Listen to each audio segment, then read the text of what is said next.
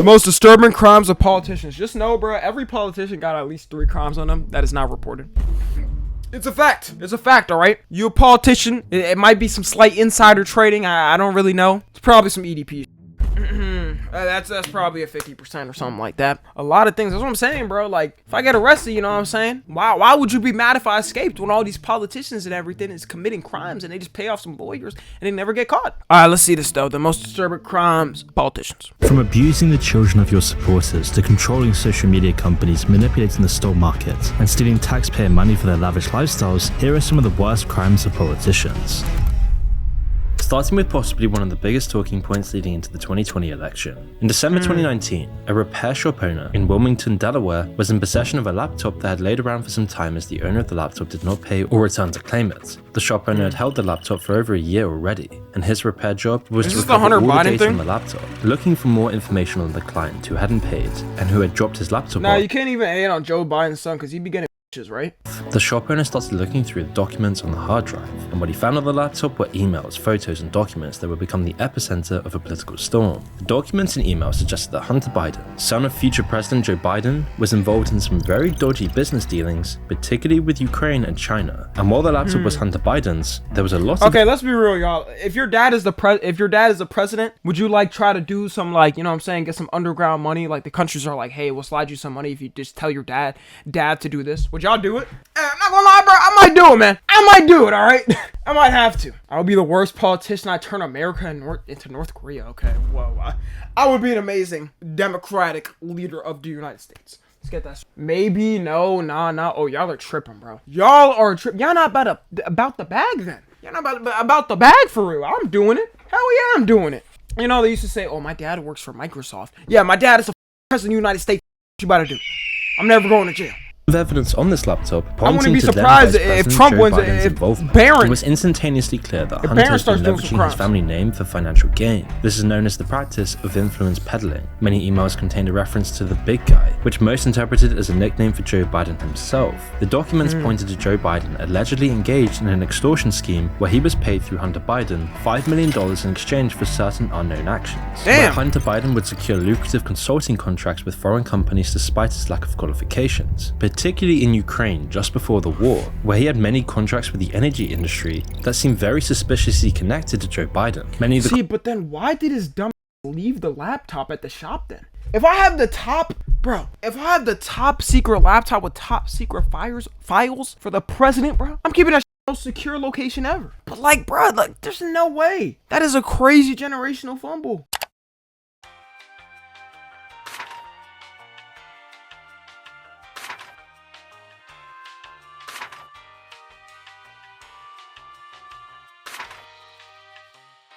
Contracts involve lobbying US officials and government agencies on behalf of these foreign entities. Despite the information about the dealings being public for years now, there's still very little evidence of the work Hunter Biden did after securing the contracts. So he essentially went to these businesses and picked up bags of cash for an unknown reason, with almost no tax returns or really any evidence of business dealings. And despite multiple emails and messages referring to decisions from the big guy, Joe maintained that he knew about his son's business dealings. And this was all checked through, with no real influence on US government actions to benefit any of these foreign interests. Something that does seem unlikely. Damn, it kind of, how old is this video? Well, this video is from November. Yeah, it kind of doesn't matter anymore because he dropped out. One of the leaked messages from one of the Biden family associates even told Hunter, don't mention Joe being involved. It's only when you are face to face. There's also— Okay, how real do we know? Is this 100% real or true? I don't know. Pre-Biden having photos of him sniffing leaked?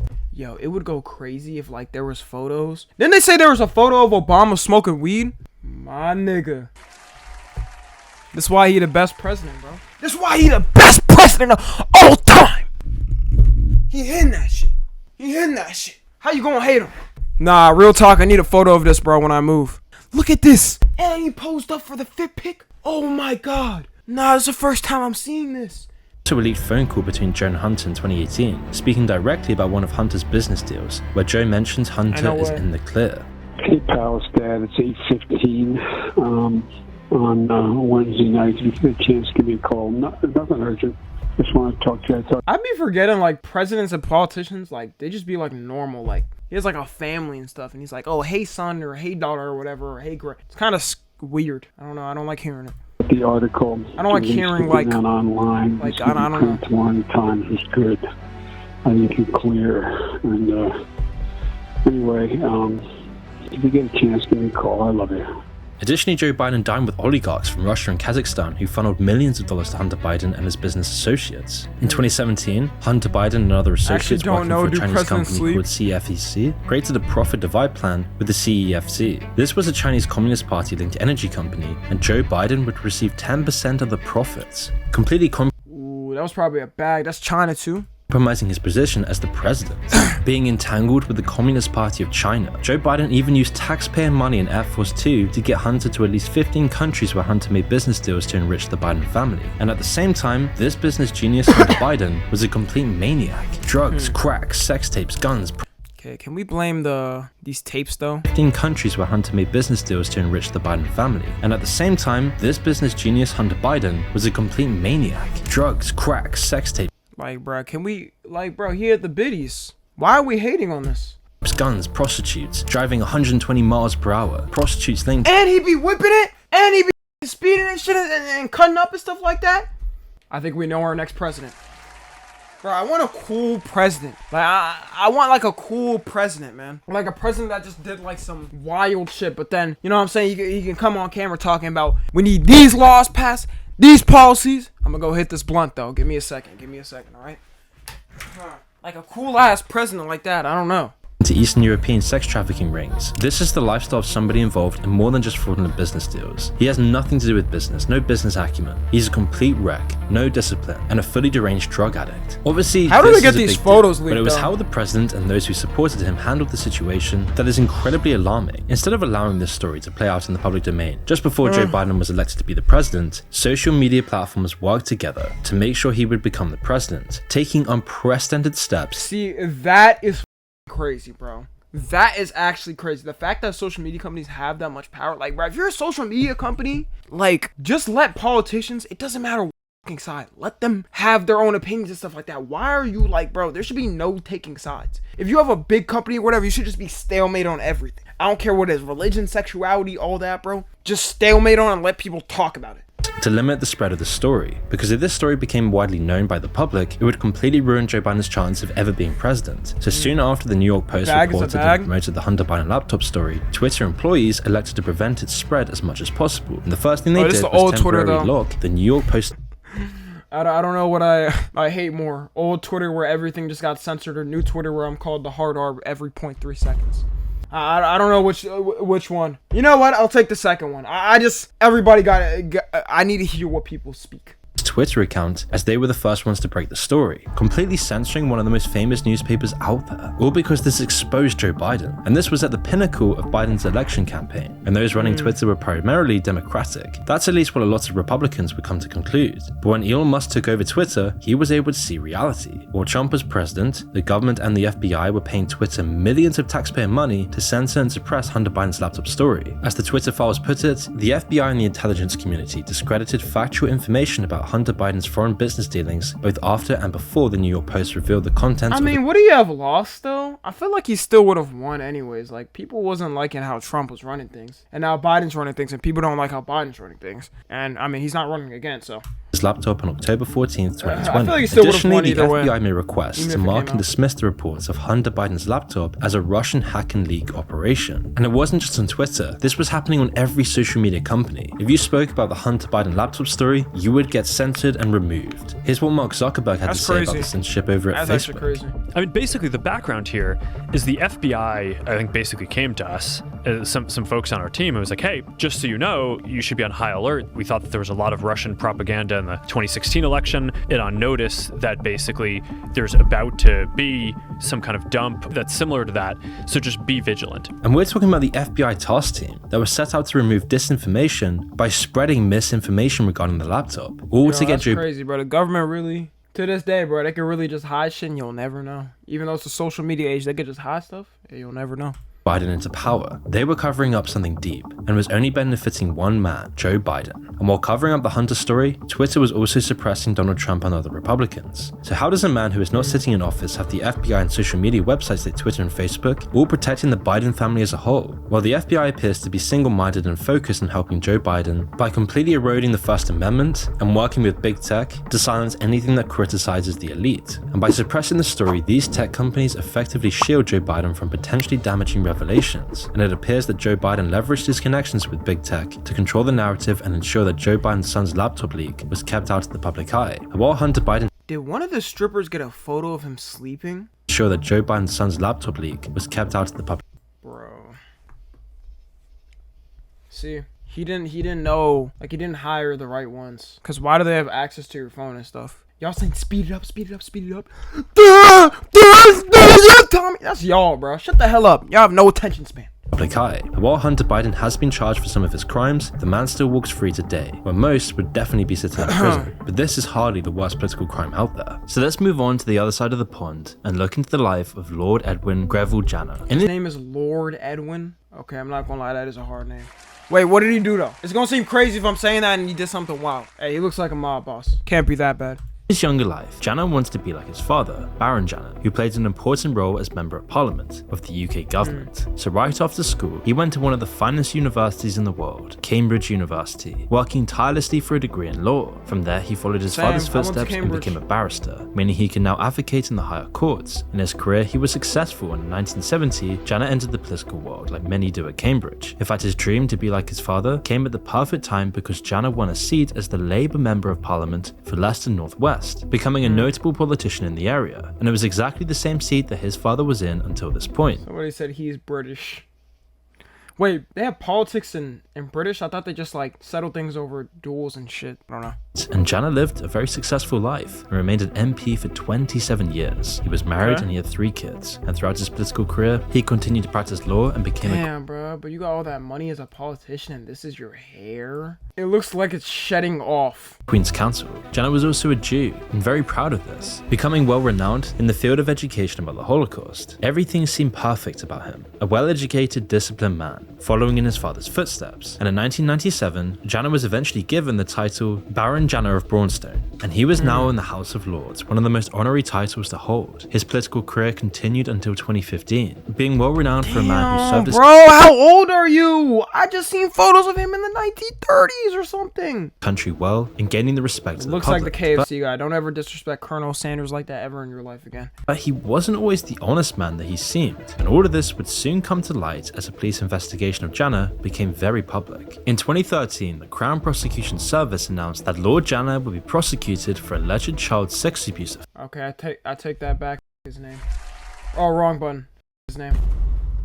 His name, bro. What the hell? What the hell? Director of Public Prosecutions, Allison Sanders defense original decision not to charge peer over Offences, something he'd been accused of before, with his allegations going back all the way to 1955.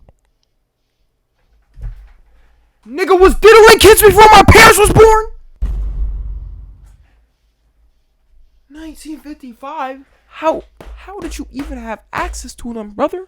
Like, bruh, nowadays it's just way easier for people to do it with social media. 1955? Holy shit, nah, he might have been the inventor of EDPs. This might be the founding father of EDPs.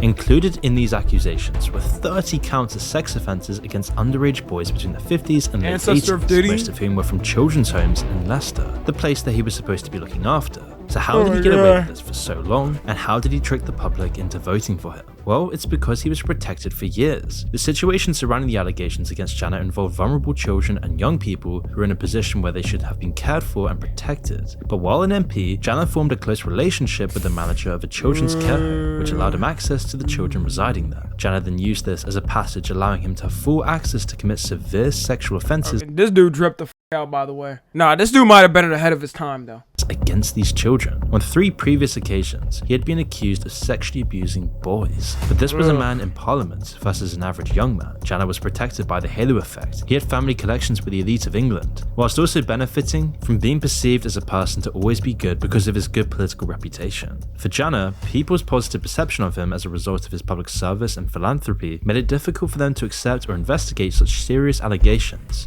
What you mean that makes... Wait. So they didn't want to investigate him because they were like, no, he's such an angel. He will never do that. What is the government doing over there? So when a 14-year-old came forward in 1991, claiming that Janner sexually abused him when he was much younger, it was pretty much brushed to the side. The young man spoke in detail about what Janner had done to him, but his voice was muffled by those who believed Janner wouldn't do such a thing. This, coupled with the fact that the allegations were not part of any formal legal proceedings, meant it sort of blew past Janner in his career. Janner, of course, denied such things. This was the first and only accusation Janner received until 2002. And here's where Janner's position as a politician came into play. See, the Leicester police initiated an investigation into the allegations against Janner as another victim came forward. The way in which the police handled the case allowed it to be swept under the rug. They failed to pass the claims towards Janner forward. They didn't put much resources towards the allegations and ultimately failed to gather sufficient evidence. How? Bro, you're the police force. See, bro, this is why the UK, y'all need good old freedom.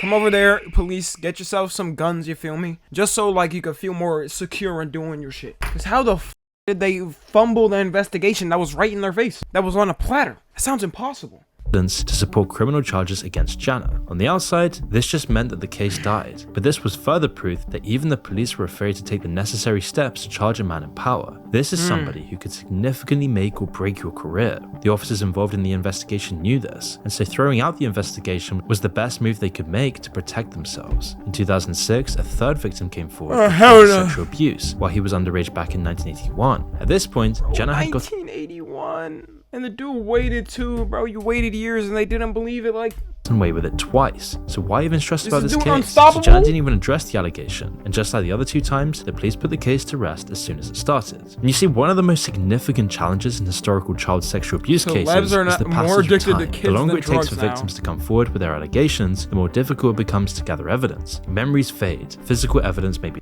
Ew, his face actually disgusted me. Nah, bro. What is he eating every day? This gotta be a diet of beans, still, coffee, and sugar cubes. I don't know. Be lost, and witnesses may become harder to locate. Bro, eating there was no protein medical cubes? records, photographs, or anything substantial to go behind the allegations, so Janner got away with it again. But make no mistake, the police letting these cases go were also completely to blame here. Janner was R-wording multiple children, and despite 3 victims coming forward, he was still walking free, running the country, never even being prosecuted because of his high-up political connections. It took 22 years from the first allegation and a 4th case against the 85. 22 years. Imagine the people that I'm waiting for like a big politician or something for it to come out on them. I mean, actually, I don't even gotta wait because Trump and Biden got some shit. Now that I really think of it, wait, there's no point. And like a big politician or whatever. Of Janner before the police finally took things seriously. Longer than in I've been alive. 2013, multiple of Janner's victims came together in a single statement against Janner. There was no dismissing the case this time, and in 2014, Crown Prosecution Service announced that Janner's official prosecution for sexual abuse against minors was in full swing, confirming all the previous allegations and even reprimanding those handling the previous allegations. Director of Public Prosecutions, Alison Saunders, said, "The inquiry's findings that mistakes were made confirms my view that failings in the past by prosecutors and police meant that proceedings were not brought. It is a matter of sincere regret that on 3 occasions, opportunities to put the allegations against Lord Janner before a jury were not taken." Finally, Janner was facing... You know, they say 3rd time's the charm. That 3rd time was not the charm. It did not work out. Some serious criminal charges. 14 indecent assaults on a male under 60 between 1969 and 1988. 2 indecent assaults between 1984 and 1988. 4 counts of buggery of a male under 16 between 1972 and 1987. 2 counts of buggery between 1977 and 1988. And yet still, Janner would never see a day behind bars, because in 2009, Lord Janner was diagnosed with Alzheimer's. According to his doctor, his condition had gotten severe. You idiot. Stupid! Now you're not about to remember shit. You're not gonna remember the last time you wiped your ass, dummy. Worse, around the same time the allegations came up against him. He wouldn't be able to even remember anything, and so the CPS ruled that Jenner would not be able to participate in a criminal trial due to his medical condition, explaining that he would inevitably be found unfit to plead, unfit to instruct his legal team, and unfit to challenge or provide evidence in a trial. As a result, the criminal trial to determine his guilt or innocence regarding any alleged offences could never proceed properly. So, Janner got away with it again. And then eventually in 2015, Janner would pass away, and the case... Y'all know what time it is, right?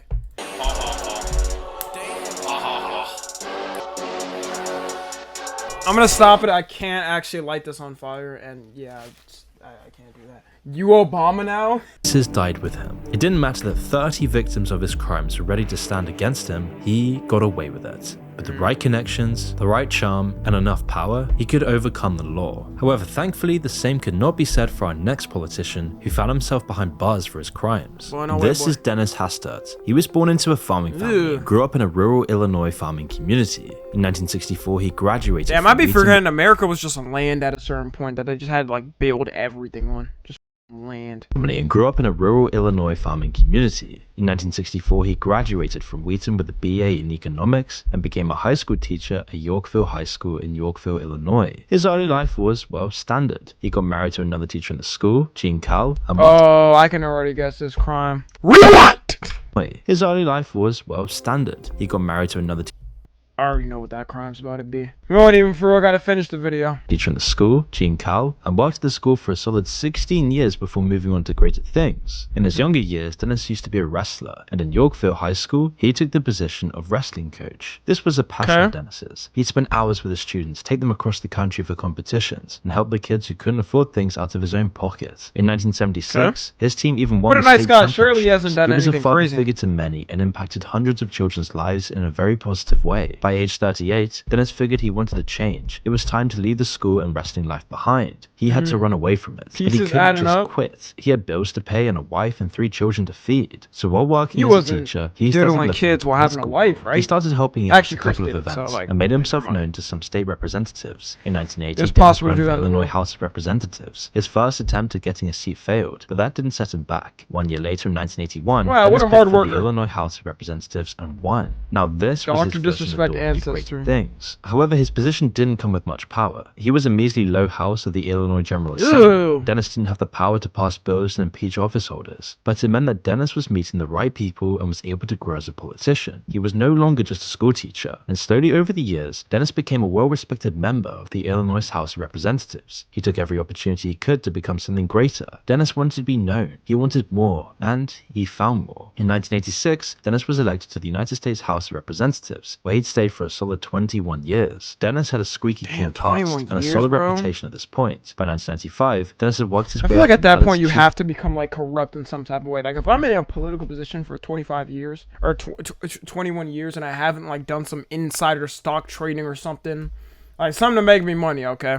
Then I feel like I failed. Deputy Whip. As Chief Deputy Whip, his role was to enforce the correct procedures for voting according to the party platform. Wow, what a cool guy. I hope finally, he doesn't in 1999, Dennis became the Speaker of the House. This was a very strong position to sit in. He worked closely with George W. Bush and his administrations in foreign and domestic politics. He played a role in Bill Clinton's impeachment, but all that he'd worked... Oh, the pieces are adding up. He's friends with Bill Clinton. You was on that island, wasn't you? Came crashing down on November 26, hey, 2007. As the Democrats took over, this led to him resigning his seat. Dennis had served as the longest-serving Republican ever on that post. To many, this was a man who was worthy and not far off from running for presidency. But over the years behind the scenes, Dennis was paying an unknown individual large sums of money. This wasn't noticed for the most part until November 2012, when Dennis got a phone call from the FBI. As Dennis picked it up, he realized that this wasn't about anything political. The FBI agent informed Dennis of an inquiry into taxpayer funds used for Dennis's private ventures. Dennis was quick to think and came up with an excuse as to oh shit, it wasn't diddling kids? Okay, that's actually a shock. Where the funds were going. Dennis believed that the FBI agent accepted his reasonable explanation. For the next year, he heard nothing else. But what was going on behind the scenes? Well, the FBI and IRS wanted to know I'm gonna wait for it to finish, alright? Question. And in 2013, an official investigation was launched into Dennis's cash withdrawals. Despite Dennis being aware of the investigations, every month tens of thousands of dollars were being withdrawn into cash, and nobody knew where Dennis was putting the money. In November 2014, during a live TV interview, the host was taking questions from members who were calling in. a former student calls in and laughs at a very weird statement. Illinois is our next call. Here's Bruce, Independent Line. Hi. Hello, Danny. Hey, how are you doing? Pretty good. Remember me from Yorkville? Bruce, you're on. Go ahead with Yeah, your go question or ahead. comment. Well, that's the evil laugh. It's over. It's over. You're done for. You're done for. You're done for. GG's. Pack it up. Pack it up. It's over. At the time, this was just an extremely awkward moment, but slowly the story unraveled. A month later, Dennis was interviewed by the FBI about the funds Deaf used serial and the killer? purpose thereof. But Dennis just said that he had made the withdrawals because he didn't trust the banks. Just a couple months later, the bombshell would drop. All the transactions Dennis was making, $1.7 million later, was paying out large sums of hush money to an ex-student whom he'd sexually molested. According to the FBI's findings, Dennis withdrew $952,000. What did I say? I told y'all wait. I told y'all wait it out. See? I was about to apologize. I was about to be like, oh, nah, I was gonna be like, oh, nah, you know, my bad, bro. My bad. I mean, you still did some dumb shit. But the song is never wrong, y'all. in cash and paid out a total of $1.7 million to the victim. This individual was considered a friend of Dennis's, and he'd known and kept contact with the man throughout his life. Soon after the FBI revealed the charges, the Los Angeles Times reported that another student had come forward with the same allegations and corroborated the first accusations. Many didn't believe it and even stood for him. Even many of his ex-wrestling students made statements and took interviews, where they backed the now 73-year-old. But the cat was out of the bag, and multiple victims came forward. He told his sister he was molested by Hastert while he was a student at Yorkville. Eventually, Dennis admitted to the charges, molesting 4 boys as young as 14. This is the same man who once said in an interview that he was making America safe from child sex predators, and pushed for laws that meant repeat child molesters would be sentenced to life in prison. But it is Telling y'all, two-faced, bro. Two-faced. Politicians, bro. Every politician is fucking two-faced, bro. equally important to stop those predators before they strike, to put repeat child molesters into jail for the rest of their lives, and to help law enforcement with the tools they need to get the job done. But those who spoke out against Dennis didn't get to see Dennis serve what he'd done to them. Although he pleaded guilty to charges related to financial improprieties and sexual abuse allegations, there are several factors that contributed to the outcome of this case. But most importantly, the statute of limitations, a law which varies by state. Bro, I hate this. Who made the statute of limitations, bro? This is the dumbest shit ever. Like, why does this even exist? If you murdered some, the fact that in some places, if you murdered somebody like 20 years ago or whatever, they just be like, nah, too old, we gotta move on. Like, what? What are we talking about? Maybe for like minor crimes or something. Maybe for like a small like robbery or theft. But like murder? What are we doing? That imposes a time limit within which charges old can is be what he filed for said? certain crimes, including sexual abuse. By the time the accusations against Dennis came to light, the statute of limitations had expired for many of the alleged incidents. This limited the legal options for pursuing charges related to the sexual abuse allegations. So despite Dennis admitting his monstrosities, he was only charged for lying to the FBI when asked about what his funds were for. After pleading guilty to charges related to financial misconduct and lying to federal investigators, Dennis was sentenced to a 15-month prison term on April 27, Yeah, he diddle 2016. kids, but he's old. And after completing around 13 months of his sentence, he was released in July 2017. But then this leaves us questioning, are there any politicians still in office committing heinous crimes? If I asked you who the I mean, wasn't it literally confirmed? Bro, I'm not even... Okay, let me not say 99% sure. Pretty sure Trump, Biden, we know Hillary Clinton, husband, was on the Epstein Island at least like 500 times. Damn near all of them, bro. Done diddle kids in some type of way. most powerful woman in America is today, who would you say? The First Lady maybe? Kamala Harris? You could probably give a couple of answers. But on January 4th, 2007,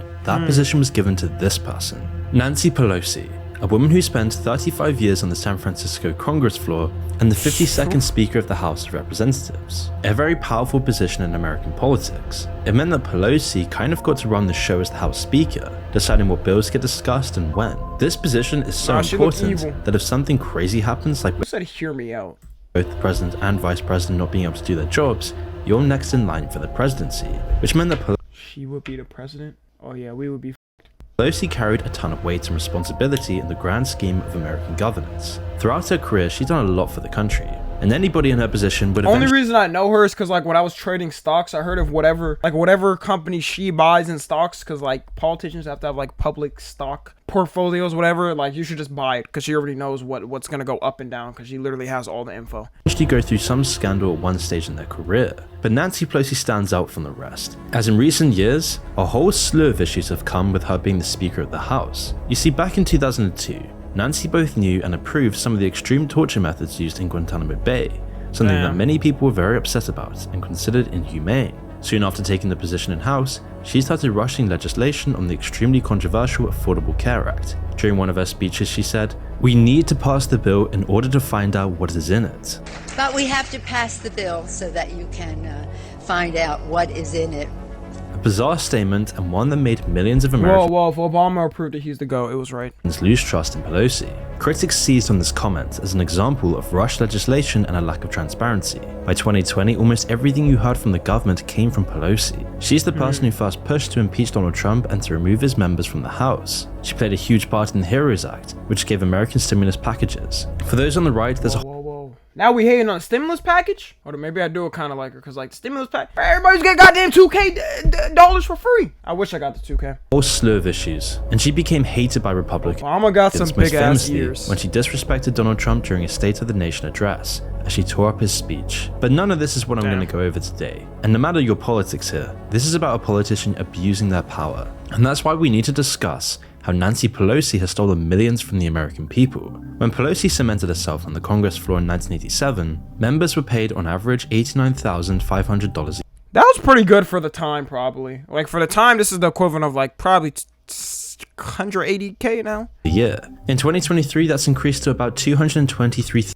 Yo, I'm actually so smart. Oh my god, I damn near got it exactly right. And yet Nancy Pelosi has at least $140 million.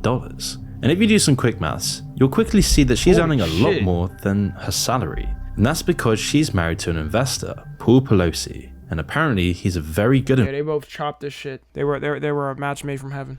investor. But here's where things get tricky. If you work for Amazon, for example, and you know that in 3 days, Amazon will be releasing a report where they've lost money in the last quarter rather than made money, you can sell your stocks in advance and gain a giant profit because you know what's going to happen. There's a bunch of laws in place to stop this sort of thing happening. You can't go and sell a bunch of stock because you know stocks are going to tank in 3 days. This is called insider trading, and it's a highly criminal act. It's seen as practically stealing from the investors. But for lawmakers, they don't work for any of these companies, and the rules on how they can buy and sell stocks have been unmonitored for the most part. In fact, it was entirely unmonitored until the bank. I'm telling you, if I was a politician, don't make me a politician, because I'm gonna be in there. Okay, you said, oh, this company's about to go bankrupt?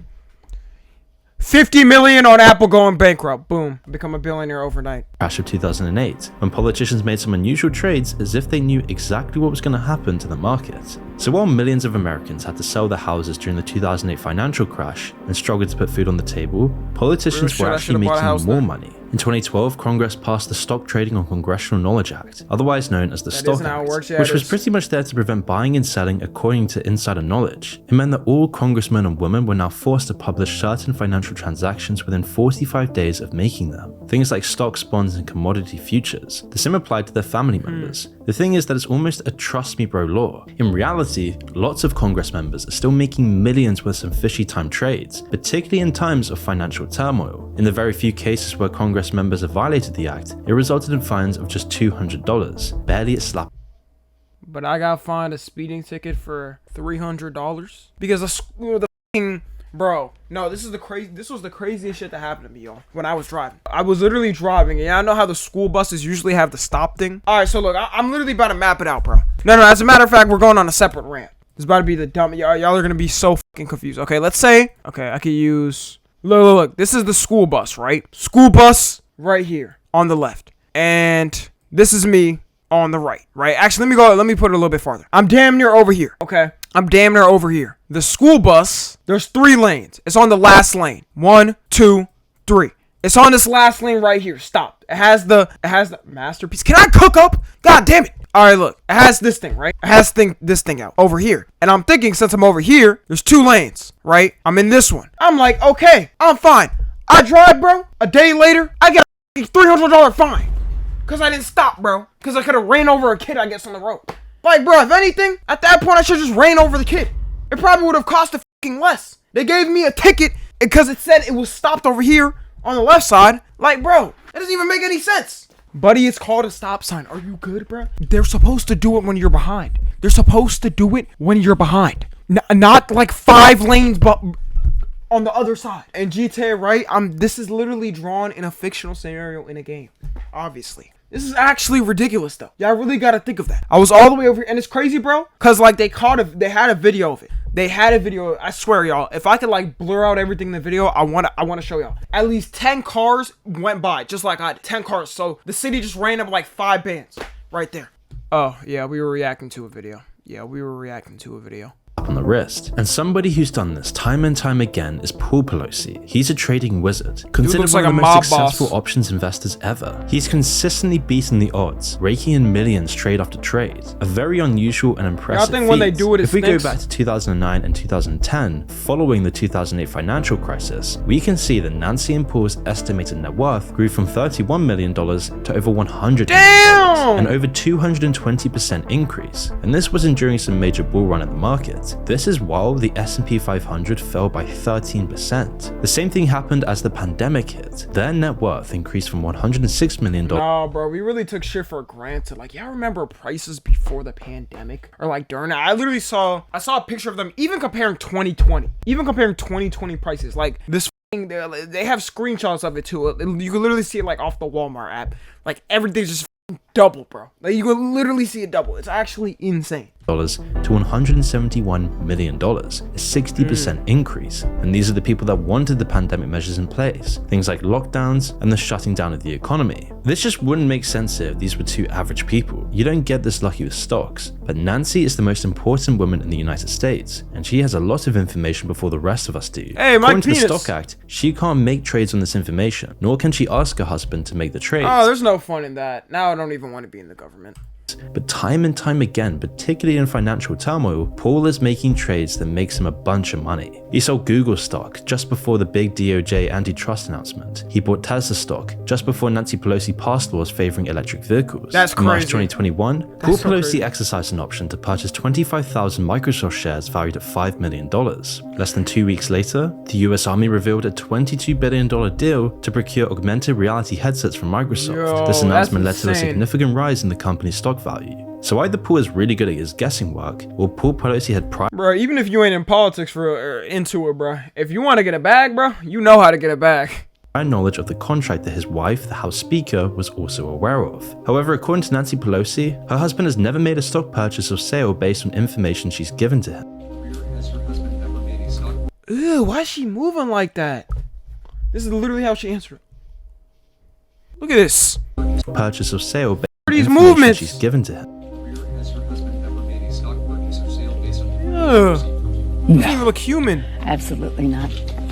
Okay. The Pelosi's making money whilst the rest of us bear the brunt of it has become a meme. It's like everyone knows about it, but can't do anything about Definitely it. An NPC. In fact, their investment success led to people mimicking their trades. You can join it too. They named it the Insider Portfolio. When asked about I might have to join that too, bro. Ban on Congress members trading stocks, she said this. No, I don't know to the second one.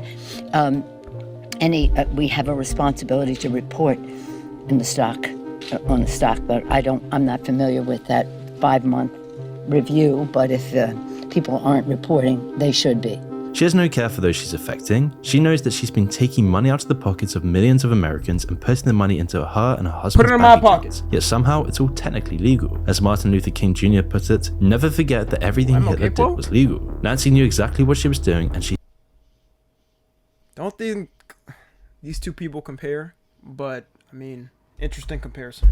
He's gotten away with it. For years, Americans have tried to end Nancy's gross tactics. One law called the Pelosi Act was even put forward, which Nancy shut down as soon as she could. As Nancy's fellow Democrat Tulsi Gabbard put it, what we're seeing here is the same thing that I saw when I was in Congress. Is this blatant corruption being exposed in broad daylight? The system is rigged. Shit, it better be rigged for me, goddammit! Once I become president, I'm gonna make sure it's rigged. I'm not even gonna hide it, I'm not gonna lie. I'm gonna be there like, hey, listen, y'all. Listen, alright? I'm gonna sit here, I'm gonna do some insider trading, but I'm gonna give y'all all like 10 bands. Y'all rocking with it? Y'all rocking with it? 10 bands, alright? But I'm the most corrupt person of all time. Most corrupt person of all time. Only to my loyalist followers, though. You have to be my loyalist follower. Literally you, if you're watching this right now, whether on Twitch, on the tube, if you're not subbed to me, you're not even gonna get it for real. You wouldn't even get the money for real.